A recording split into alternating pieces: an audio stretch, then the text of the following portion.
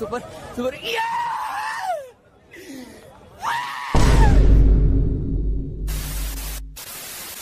హే connected family, basic గా beauty without brain అనడానికి best examples అంటే ఇప్పుడు మనం మాట్లాడుకోబోయే క్యారెక్టర్స్ ని చూపించొచ్చు. ఇలాంటి క్యారెక్టర్స్ గనక రియల్ లైఫ్ లో మన చుట్టూ ఉంటే వీళ్ళతో ఉండడం కన్నా అన్ని వదిలేసి హిమాలయాస్ కి వెళ్లాలనిపిస్తుంది.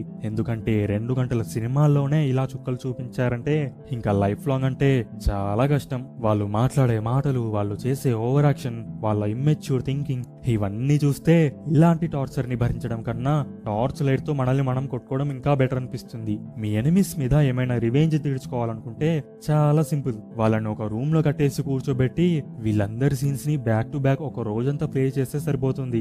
నెక్స్ట్ డే వాళ్ళ పరిస్థితి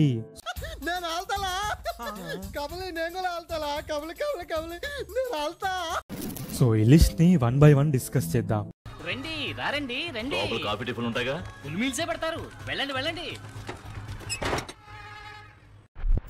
ఈ లిస్ట్ లో ఫస్ట్ వన్ భ్రమరాంబ ఫ్రమ్ రారండోయ్ వేడుక చూద్దాం. బ్యూటీ వితౌట్ బ్రెయిన్ అనడానికి ఫస్ట్ అండ్ బెస్ట్ ఎగ్జాంపుల్ ఎవరంటే ఈమెను చూపించొచ్చు. చూడడానికి చాలా పద్ధతిగా లక్షణంగా కనిపిస్తుంది, కానీ ఒక్కసారి తనతో ట్రావెల్ చేస్తే తెలుస్తుంది.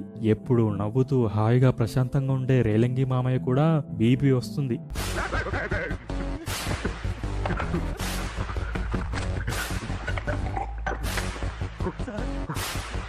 ఇంట్లో చిన్నప్పటి నుండి గారాబంగా పెంచి అలా తయారు చేశారు. కానీ ఇలా సమాజం మీదకి వదిలేస్తే ఎలా? క్యారెక్టర్ గురించి చిన్న ఇంట్రో ఇవ్వాలంటే ఈ సీన్ గురించి మాట్లాడుకోవాలి. భ్రమరాంబ అండ్ శివ ఇద్దరు అలా బయట కాఫీ తాగడానికి వెళ్తారు. శివ కాఫీ తాగుతావా అంటే వద్దు, కాఫీ తాగను అంటుంది. అప్పుడు శివ పర్లేదు తీసుకోనిరా అంటాడు. నచ్చితే తాగాలి, లేకపోతే వదిలేయాలి. అంతేకాని ఈ మహానుభావురాలు మాత్రం కాఫీ తెస్తే మంచి కప్ ని కింద పడేసి పగలగొడుతుంది. చెప్పనా? తెస్తే కాఫీతో సహా కప్పగలు కొడతాను, తర్వాత నాకు సంబంధం లేదని చెప్పానా? ఇదేం శాడిజం రా బాబు. ఈ క్యారెక్టర్ పెట్టే టార్చర్ లో ఇది జస్ట్ స్టేజ్ 1 మాత్రమే. ఇంకా తెలుసుకోవాల్సింది చాలా ఉంది. తర్వాత తన చిన్నప్పటి ఫొటోస్ ని శివాకి చూపిస్తుంది.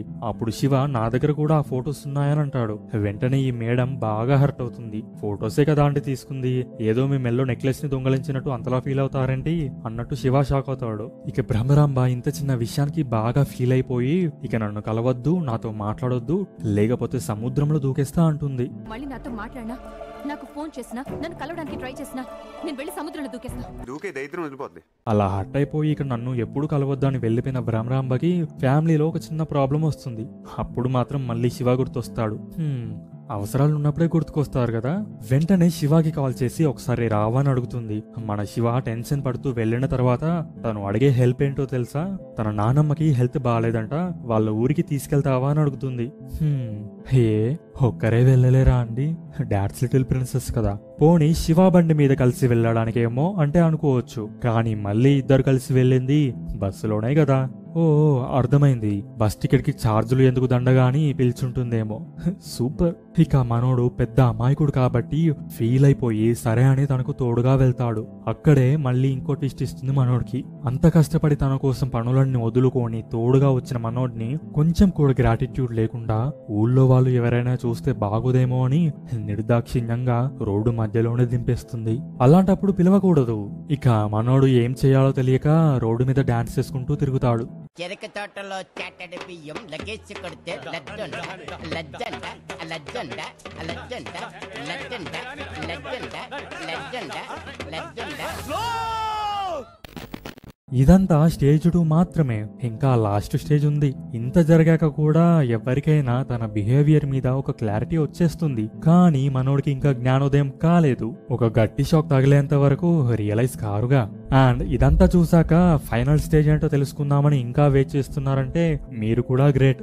సో నెక్స్ట్ వీళ్ళిద్దరూ కలిసి బీచ్ లో కూర్చొని మాట్లాడుకుంటుంటారు. ఇక ఈ మేడం స్టార్ట్ చేస్తుంది తనకి పెళ్లి సంబంధాలు చూస్తున్నారని. ఎలాంటి వాడు కావాలంటే ఆకాశం నుండి దిగి రావాలంట, పూల బాటల్లో నడిపించాలంట, పడవలాంటి బోట్లో అదే పడవలాంటి కారులో తిప్పాలంట, మొత్తానికి రాజకుమారుడు లాంటి వాడు కావాలంట.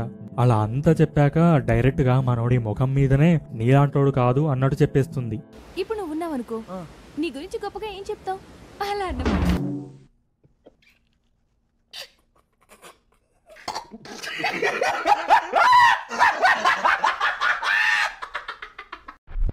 ఇక మనోడు ఫైనల్లీ రియలైజ్ అవుతాడు. తన కాల్స్ మెసేజెస్ ని ఇగ్నోర్ చేస్తాడు. కానీ మళ్ళీ ఏదో మునిగిపోయినట్టు కాల్ చేసి బీచ్ దగ్గరికి రమ్మంటుంది. తన ఫోన్ కాల్స్ ని ఎందుకు లిఫ్ట్ చేయట్లేదు అని ఫైర్ అవుతుంది.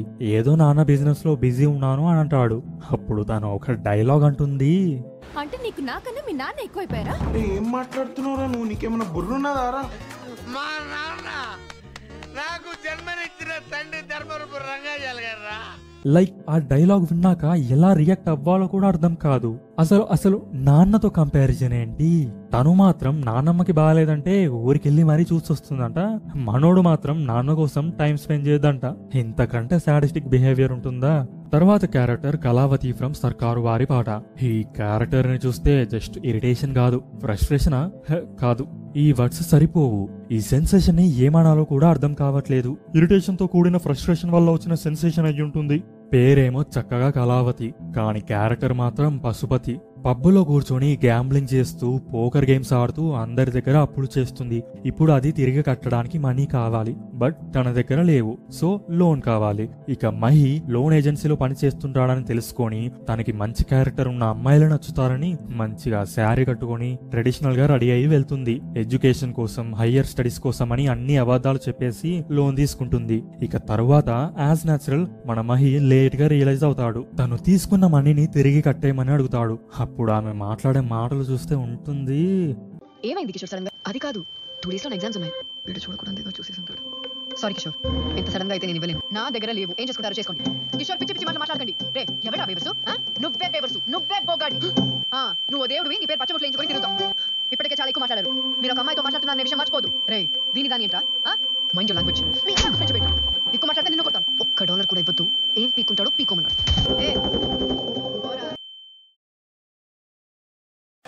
Chips in, takes it. That is a blinder from Nathan Lyon. And again, it's another game changer for Australia. Chips in, takes it. That is a blinder from Nathan Lyon. చేసిందే మోసం. మళ్ళీ reverse లో మహి మీదకే రెచ్చిపోవడం. Psycho అండి. తీసుకున్న మనీని తిరిగి కట్టమన్నందుకు బెదిరించడం, రారా అరే ఒరే అంటూ రెస్పెక్ట్ లేకుండా మాట్లాడడం. అప్పటి వరకు బీపీ రైజ్ అయ్యున్న మనకి మహి అలా తిరిగి కొట్టేసరికి ఆహా ఎక్కడ లేని హై వస్తుంది. ఇక మూవీ అంతా అదే అనాయింగ్ ఫేస్ పెట్టుకొని తిరుగుతూ ఉంటుంది. ఒక విధంగా మూవీలో విలన్ కాని విలన్ అంటే ఈ క్యారెక్టర్ అని చెప్పొచ్చు. ఎందుకంటే విలన్ మీద అయినా మనకంత కోపం రాదేమో కానీ ఈ క్యారెక్టర్ ని చూస్తే మాత్రం ఎక్కడ లేని ఫ్రస్ట్రేషన్ వస్తుంది. Next F2. ఈ సినిమాలో 2 ఎదిగిన ఆడపిల్లలుంటారు. లోపల ఇంకొక 2 ఉన్నారు. ఫన్ అండ్ ఫ్రస్ట్రేషన్ అంటే మూవీలో హీరోయిన్ క్యారెక్టర్స్ ఫన్ చేయడానికి ట్రై చేస్తుంటే చూస్తున్న మనకి ఫ్రస్ట్రేషన్ వస్తుంది. అయితే అక్క హారిక పర్లేదు, పెద్దగా ఇరిటేట్ అయ్యేంతగా స్కోప్ కనిపించదు. అక్కడక్కడ కొన్ని డైలాగ్స్, యాటిట్యూడ్ ఇవన్నీ చూస్తే కొంచెం అనిపించొచ్చు. బట్ ఇక్కడ మనం మెయిన్ గా మాట్లాడుకోవాల్సింది చెల్లి హనీ క్యారెక్టర్ గురించి. తను మాట్లాడే విధానం, ఆ బాడీ లాంగ్వేజ్, ఆ వాయిస్ మాడ్యులేషన్ అవన్నీ చూస్తుంటే ఏదో తెలియని ఇరిటేషన్. ఏజ్ పెరిగింది కానీ స్టిల్ బ్రెయిన్ పెరగలేదు అన్నట్టు చైల్డిష్ గా, కిడ్డిష్ గా బిహేవ్ చేస్తూ క్యూట్ గా కనిపించడానికి చాలా కష్టపడుతుంది. మేబీ కొంతమందికి క్యూట్ గా అనిపించొచ్చేమో. తన నార్మల్ క్యారెక్టరే ఓవర్ అనుకుంటే ఇంకా తనకి ఒక స్పెషల్ టాలెంట్ ఉంటుంది. అదే పాడడం. గాన కోకిల అన్నట్టు బిల్డప్ ఇస్తుంది, కానీ నిజానికి కోకిల కాదు, కాకిల. ఇంకా ఆ స్పెషల్ టాలెంట్ తో ఉన్న ఫ్రస్ట్రేషన్ లెవెల్స్ కాస్త నెక్స్ట్ లెవెల్ కి వెళ్తుంది. మూవీ స్టార్టింగ్ లో స్టేజ్ మీద చేసే ఆ పర్ఫార్మెన్స్, అండ్ తర్వాత యూరోప్ లో చూపించే ఆ డ్రామా, ఆ యాటిట్యూడ్ అంతా చూస్తే ఆడియన్స్ వెంకి ఆసనం వేయాల్సి వస్తుంది. నెక్స్ట్ క్యారెక్టర్ సంస్కృతి ఫ్రమ్ సరిలేరు నీకెవరు. ఈ మూవీలో కూడా ఈ క్యారెక్టర్ ని చూస్తే వచ్చే ఇరిటేషన్ లెవెల్స్ ఉంటాయి. హీరోని చూసినప్పటి నుంచి స్టార్ట్ అవుతుంది. అఫ్ కోర్స్ అలాంటి అబ్బాయిని చూస్తే ఎవరైనా అలా రియాక్ట్ అవ్వాల్సిందే. బట్ మూవీలో మాత్రం ఈ క్యారెక్టర్ ఇచ్చే రియాక్షన్స్ చాలా అతిగా ఉన్నట్టు కనిపిస్తుంది. ఇక ట్రైన్ సీన్ లో ఒక్కో సీన్ కి ఒక్కో శాస్త్రభావం కావాల్సి వస్తుంది. అంతలా హెడ్ఏక్ తెప్పిస్తుంది. సంస్కృతితో పాటు మెయిన్ గా ఇక్కడ ఇంకో క్యారెక్టర్ గురించి కూడా మాట్లాడుకోవాలి. అదే వాళ్ళ అమ్మ క్యారెక్టర్. వీళ్ళిద్దరు కలిసి చేసే ఆ యాక్షన్, ఆ అరుపులు, ఆ ఏడుపులు, వాళ్ళ ఆలోచనలు అబ్బో మామూలు ఇరిటేషన్ కాదు. ట్రైన్ లో వాళ్ళు చేసే పని చూస్తే మేబీ కామెడీగా అనిపించొచ్చు, కానీ లో లెవెల్లో ఆలోచిస్తే వాళ్ళు చేసిన పని ఎంత ఈవిల్ మైండెడో అని అర్థమవుతుంది. ఇక ఆ తర్వాత అజయ్ని మ్యారేజ్ చేసుకోవాలని వాళ్ళు చూపించే అత్యుత్సాహం, వాళ్ళు చేసే విన్యాసం, అజయ్ వెంట తిరుగుతూ ఐఎమ్ ఇంప్రెస్డ్ అంటూ మీద పడిపోవడం, అండ్ క్లైమాక్స్ లో అలా చైల్డిష్ గా చెప్పే డైలాగ్స్ అండ్ ఎక్స్ప్రెషన్స్ నిజానికి చైల్డిష్ కాదు, ఫూలిష్ అని చెప్పాలి. ఓవరాల్ గా తాను ఇంప్రెస్ అవ్వడానికి పక్కనోడిని డిప్రెషన్ లోకి తీసుకెళ్లే type. Next character Nandini from rebel. అన్ని మూవీస్ లో లాగే ఇందులో కూడా ఈ క్యారెక్టర్ కి పెద్దగా ఇంపార్టెన్స్ ఏం ఉండదు, జస్ట్ సాంగ్స్ కోసం తప్ప.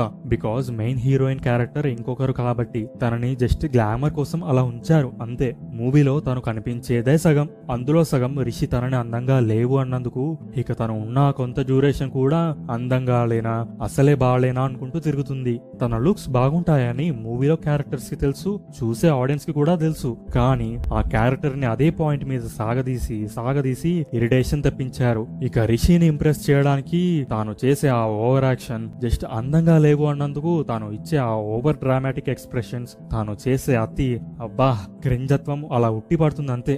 అదంతా చూసే బదులు సర్లేమ్మా నువ్వే అందంగా ఉన్నావు అనేసి వెళ్ళిపోవాలనిపిస్తుంది. ఇక last character Jaanu from orange. ఈ క్యారెక్టర్ గురించి సింపుల్ గా ఇంట్రడక్షన్ ఇవ్వాలంటే మీరే చూడండి.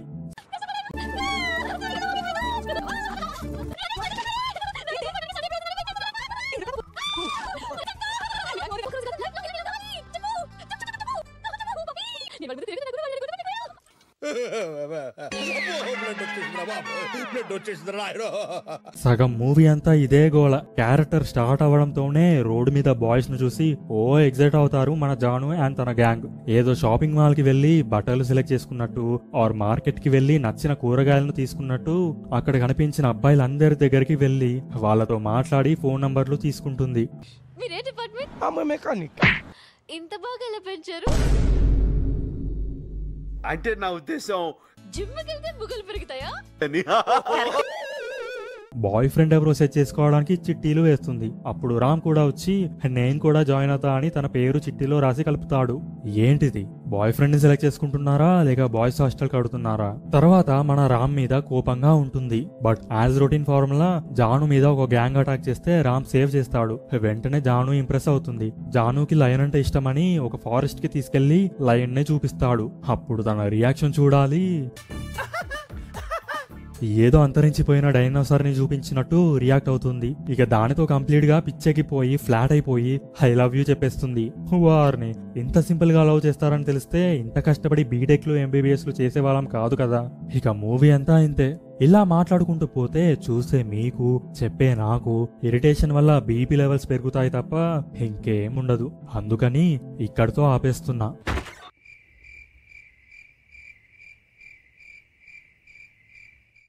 ఈ క్యారెక్టర్స్ మీద మీ ఒపీనియన్ ఏంటో, అండ్ ఇవే కాకుండా మీకు ఇంకా మోస్ట్ ఇరిటేటింగ్ గా అనిపించిన క్యారెక్టర్స్ ఏంటో కామెంట్ చేయండి. మళ్ళీ నెక్స్ట్ వీడియోలో కనెక్ట్ అవుదాం. Until then stay connected with hey connected.